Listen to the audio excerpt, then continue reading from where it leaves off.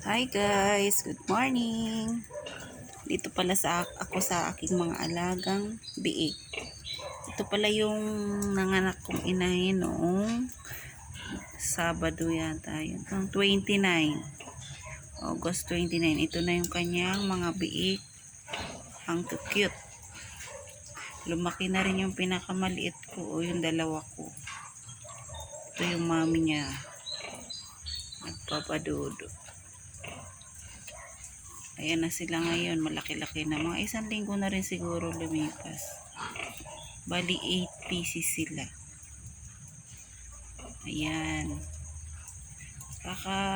Kakatapos lang nilang dumudo ng maraming gatas. Kaya ganyan.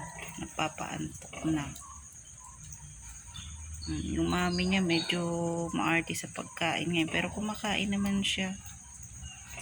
Gusto niya yung feeds niya may halong kanin.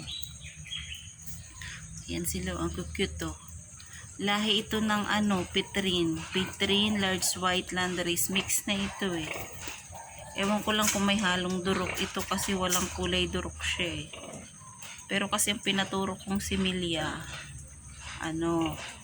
bali Pitrine durok. Pero okay na sa akin. Kasi ito yung mga gusto kong kulay. May babae dyan, baka malay natin pagkakaya pa alagaan ko yung isang babae.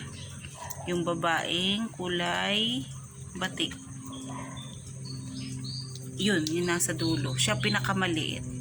Itong sa dulo at saka umpisa, yan yung pinakamaliit ko. Pero ngayon, lumaki-laki na sila. Sila yung, kahit maliit sila, pero sila yung pinakamaliksi at saka malakas tumudo. Kaya lumaki. Yung isa, ito. Yung sa bungad. Mahaba yung katawan. Lalaki din yan. Kasi yung isang inahin ko dati, maliit din yun eh. Napalaki ko rin. Pinakatay ko lang yun kasi dahil sa ayaw magbuntis. Kaya ayun. Yun lang guys. Share ko lang sa inyo yung aking mga blessings. Thank you for watching. Bye-bye.